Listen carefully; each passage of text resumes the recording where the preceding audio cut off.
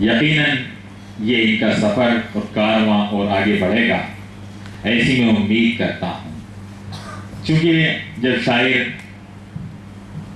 اپنے دل کے خون کو پانی کر کے جب غزل کا شعر کہتا ہے اور اس کو جب غنائیت کی آواز مل جاتی ہے تو اس کی فصاحت و بلاغت دگنی ہو جاتی ہے، بلکہ اس کے اندر وہ ذوق اور شوق پیدا ہوتا ہے کہ جو معنی اعتبار سے نہیں سمجھتا وہ بھی صرف اس کی غنائیت سے یہ محسوس کر لیتا ہے کہ آخر یہ کلام ہمیں کیا احساس دلانا چاہتا ہے۔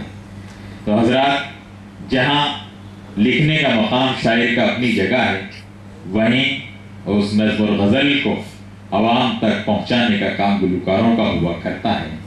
تو میں امید کرتا ہوں کہ اسی طریقے سے شاید آگے بھی آپ بہت ساری نظموں اور غزلوں کو آپ گائیں گی۔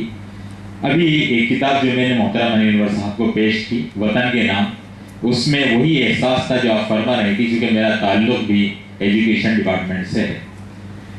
تو میں نے بھی ہندوستان کی اس آزادی کے بعد مختلف قسم کی جو نظمیں اس میں کہیں تھی، تقریباً اس میں 60-65 نظمیں ہیں اور اسی عنوان سے ہیں، تمام حب الوطنی کی ہیں۔